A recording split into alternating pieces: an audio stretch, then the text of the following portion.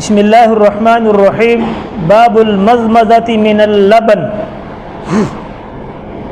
دودھ یا کوئی ایسی چیز جس میں چکناہٹ ہو، جیسا اونٹ کا گوشت ہے یا مٹھائی ہے یا گھی سالن والی کوئی ایسی چیز ہے جس میں چکناہٹ موجود ہے، اس کو استعمال کرنے کے بعد کلی کر لینا، منہ کو اچھی طرح دھو لینا اور ہاتھوں کو اچھی طرح دھو لینا، یہ حضور پاک علیہ الصلوۃ والسلام کی سنت ہے۔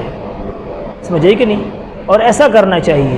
لیکن اگر کسی آدمی نے چائے وغیرہ پی، کسی آدمی نے چائے پی اور چائے کی کڑواہٹ ابھی منہ کے اندر ہے اور نماز پڑھ لی تو نماز جائز ہے، نماز ہو جائے گی، لیکن کلی کر کے نماز پڑھنا بہتر ہے۔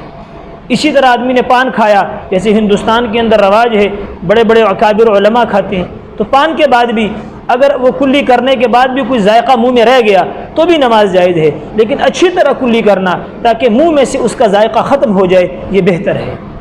تو ہر وہ چیز جس میں چکناہٹ موجود ہے اس کو استعمال کرنے کے بعد، اس کو کھانے پینے کے بعد کلی کر لینا اچھی طریقے سے، ہاتھوں کو دھو لینا اچھی طریقے سے۔